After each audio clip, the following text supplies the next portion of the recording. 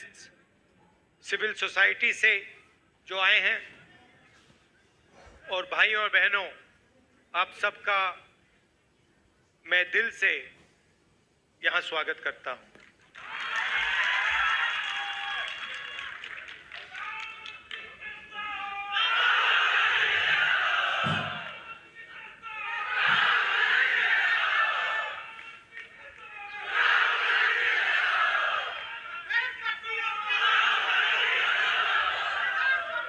कुछ दिन पहले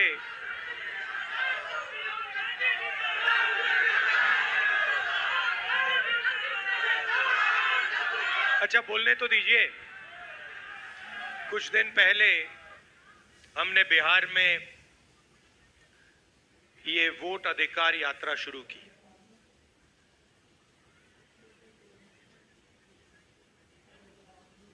ये काफी लंबी कहानी है,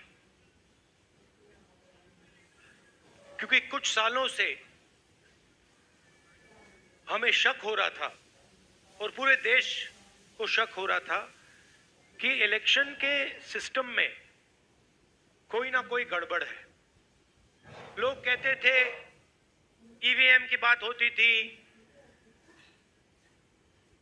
आरएसएस के संगठन की बात होती थी,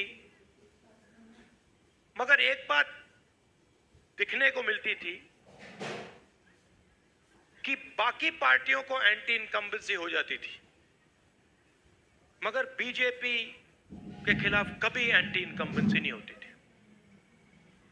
बीजेपी एक बार, दो बार, तीन बार, चार बार, एक के बाद एक चुनाव जीती जाती थी। तो अजीब सा लगता था, मगर हम खुलकर नहीं कह सकते थे क्योंकि सबूत नहीं था। महाराष्ट्र में हमें सबूत मिला। सबूत क्या था? लोकसभा का चुनाव हमारा गठबंधन जीतता है, स्वीप करता है। 4 महीने बाद उसी प्रदेश में, उसी महाराष्ट्र में वही पार्टियां लड़ती हैं। हमारा गठबंधन बीजेपी के गठबंधन के खिलाफ लड़ता है। हमारे गठबंधन का एक भी वोट कम नहीं होता। जितने हमें लोकसभा में मिले उतने हमें विधानसभा में मिले, मगर बीजेपी का वोट बढ़ जाता है। अजीब सी बात है। हमने देखा, पता लगाया, लोकसभा के बाद तकरीबन 1 करोड़ नए वोटर, 1 करोड़ नए वोटर इलेक्शन कमीशन ने लिस्ट में डाले।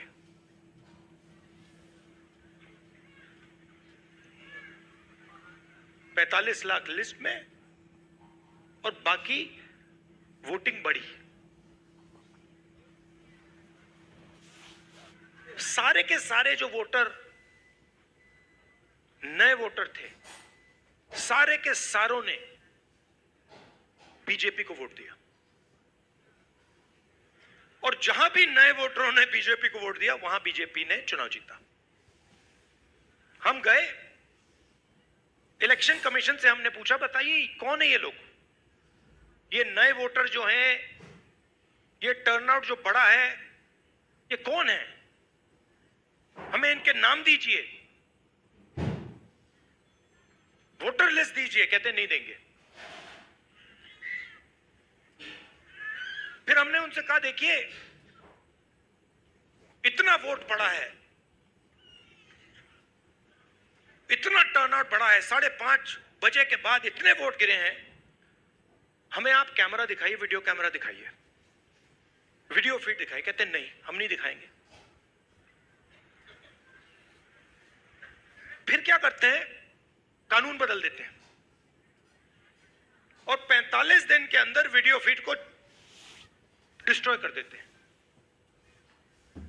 फिर हमने कर्नाटक में अपनी टीम से कहा कि देखिए, आप एक लोकसभा चुनिए और उसमें गहराई से देखिए, मैग्नीफाइंग ग्लास को लेके हर पेज को देखिए और बताइए यहां पे हुआ क्या। इलेक्शन कमीशन हमें इलेक्ट्रॉनिक वोटर लिस्ट नहीं देती, तो 8-10 फुट ऊंची बोरी कागजों की,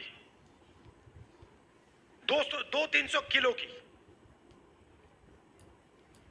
हमारे 40 लड़कों ने 4 महीने 16 घंटे काम किया। वोटर लिस्ट में एक फोटो को लाखों फोटो से मिलाया, एक नाम को लाखों नामों से मिलाया, एक एड्रेस को बाकी एड्रेसेस से मिलाया, और सच्चाई निकली। सच्चाई क्या थी? सच्चाई थी कि 7 सीटें हैं बेंगलोर सेंट्रल में, 6 कांग्रेस पार्टी जीतती है। 7वीं सीट में एक विधानसभा में 1 लाख फर्जी वोटर, 1 लाख। और जहां फर्जी वोटर थे, जिस असेंबली में फर्जी वोटर थे, वहां बीजेपी जीतती है। वो सारे के सारे 1 लाख जो वोट थे, उसके कारण बीजेपी लोकसभा का चुनाव जीत गई। मैंने प्रेजेंटेशन किया। अच्छा, मैं आपसे एक बात पूछना चाहता हूं, आपका नाम क्या है? कुमार जी, अगर मैंने आपसे कहा कि आप चोर हो, और अगर आपने चोरी नहीं की, तो आप क्या करोगे? सबसे पहले आप कहोगे खबरदार, तुम्हें मुझे चोर बुलाया, बोलोगे ना? ठीक है। अगर आपने चोरी की होती और मैंने कहा चोर हो, तो आप चुप बैठोगे? क्यों नहीं बैठेगा? अगर चोरी की है और मैं कहूंगा चोरी की है, बिल्कुल चुप हो जाएगा, एक शब्द नहीं बोलेगा। अगर मैं आरोप लगा रहा हूं प्रधानमंत्री पे हर रोज कि तुम वोट चोर हो, प्रधानमंत्री चुप क्यों है? प्रधानमंत्री एक शब्द क्यों नहीं बोल रहा? क्योंकि प्रधानमंत्री वोट चोर है और वो जानता है कि हमने उसको पकड़ लिया है।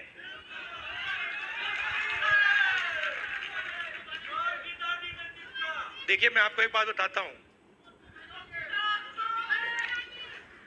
देखिए, हमारा जो काम है ना, मेरा जो काम है, मेरे बारे में आप दो चीजें समझ लीजिए। सबसे पहले, अगर मैंने किसी चीज के बारे में मन बना लिया, तो फिर मन बना लिया। और दूसरी चीज, मैं सुपरफिशियल बात नहीं करता हूं, मैं गहराई से चीजों को समझकर काम करता हूं। अब आप एक बात समझिए और सुनिए। जब वोट चोरी होती है, तो इस संविधान पर आक्रमण होता है। इस संविधान में लिखा है कि हिंदुस्तान के एक नागरिक को 1 वोट मिलेगा, चाहे वो अंबानी हो, चाहे वो सबसे गरीब व्यक्ति हो, किसान हो, मजदूर हो, वोट 1 मिलेगा। माधवापुरा में एक व्यक्ति का नाम 4-5 बार वोटर लिस्ट पे आता है। ये संविधान पर आक्रमण है और ये हम नहीं सहेंगे, ये हम नहीं होने देंगे। अब आप अच्छी तरह सुनिए, और जो मीडिया वाले मित्र हैं, इसको आप अच्छी तरह लिख लीजिए। मैं गहराई में जाता हूं। हमने जो काम माधवपुरा में किया है, उसको हम आने वाले समय में माधवपुरा में नहीं रुकेगा। वो हम आपको दिखाएंगे, देश को दिखाएंगे।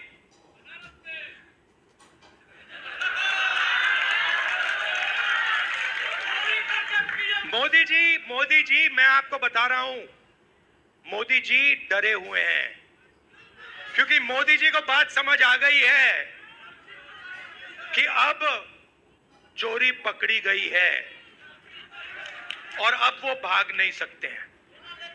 हम आपको दिखाएंगे कि सिर्फ माधवपुरा में चोरी नहीं हुई है, लोकसभा में चोरी हुई है, हरियाणा में चोरी हुई है, महाराष्ट्र में चोरी हुई है, मध्य प्रदेश में चोरी हुई है, और अब ये बिहार में चोरी करने की कोशिश कर रहे हैं। और बिहार की जनता ने इनको हिला के रख दिया है, हिला के रख दिया है।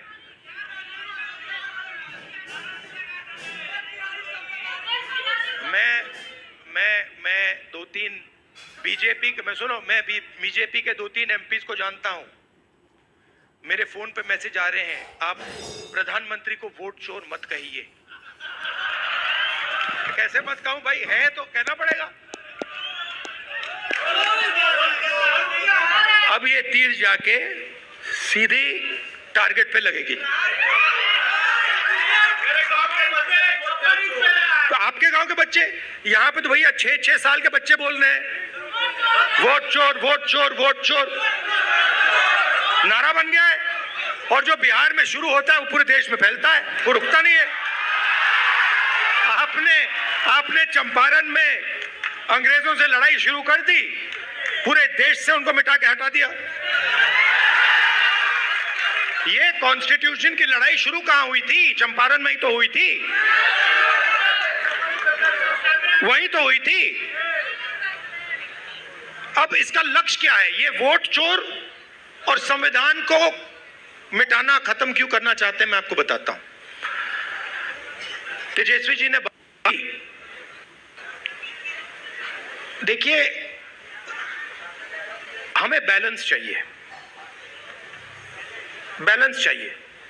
मतलब इस देश में अगर एक व्यक्ति को एक वोट मिलता है तो भागीदारी सबको मिलनी चाहिए।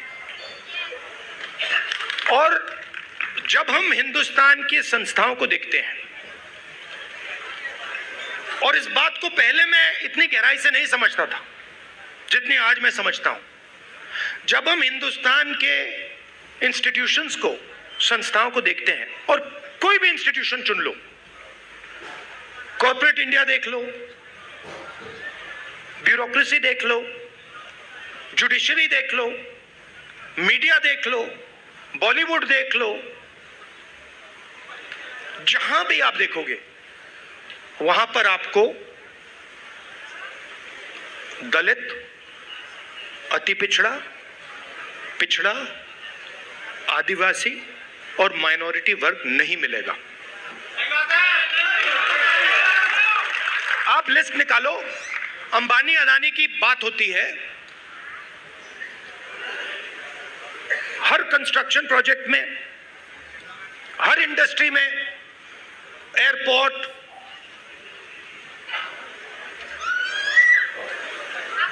जमीन, solar power, wind power, petrol, diesel, सब में इनके नाम सुनाई देते हैं। 500 हिंदुस्तान की सबसे बड़ी कंपनियां हैं। मैं आपसे आज पूछना चाहता हूं, इन 500 में दलित, आदिवासी, पिछड़ा, अति पिछड़ा वर्ग के कितने मालिक हैं? मतलब हिंदुस्तान की पूरी इकोनॉमी में 90% तो है ही नहीं, 90% है ही नहीं। आप जाते हो प्राइवेट अस्पताल में, जाते हो, सरकार का काम आपके स्वास्थ्य और शिक्षा का देखभाल करने का होता है। ये बिजनेसमैन का काम नहीं होता है, ये सरकार का काम होता है कि अगर कोई गरीब व्यक्ति बीमार हो जाए, सरकार की जिम्मेदारी होती है कि हमारा नागरिक है, हमारे देश का नागरिक है, इसकी रक्षा, इसकी प्रोटेक्शन, इसके स्वास्थ्य की प्रोटेक्शन हमें करनी है ना। कॉन्स्टिट्यूशन में यह नहीं लिखा है कि अगर हिंदुस्तान का कोई गरीब व्यक्ति बीमार हो जाए तो उसे मतलब 6, 10, 15 लाख रुपए का बिल दे दो। लिखा है कहीं? नहीं लिखा है। प्राइवेट स्कूल अस्पताल बंद हो, एक समान शिक्षा नहीं, वो देखिए, मगर मैं उससे पहले एक सवाल पूछ रहा हूं। प्राइवेट अस्पतालों की लिस्ट निकालिए, ये बड़े बड़े अस्पताल हैं जहां आप लोग जाते हो, जहां आपके जेब से लाखों रुपए निकलता है, इनके मालिकों की लिस्ट निकालिए और मुझे वहां दिखा दीजिए दलित कौन है, आदिवासी कौन है, पिछड़ा कौन है, अति पिछड़ा कौन है, माइनॉरिटी का नाम, वहां नाम दिखा दो। अच्छा ठीक है, आप कहोगे नहीं भैया हमें स्वास्थ्य के कुछ लेना देना नहीं, तो फिर मैं कहूंगा ठीक है भैया शिक्षा के देख लेते हैं, इंजीनियरिंग कॉलेजेस देख लेते हैं, यूनिवर्सिटीज देख लेते हैं, प्राइवेट यूनिवर्सिटीज कॉलेजेस जहां आपको लाखों रुपए देने पड़ते हैं अपनी जेब से अपने बच्चों को पढ़ाने के लिए, खेत बेच के। फिर मुझे बताओ उनके मालिकों की लिस्ट में बता दो कौन सा है, मतलब अति पिछड़ा कौन है वहां पे बैठा हुआ। तो आप 90% हो।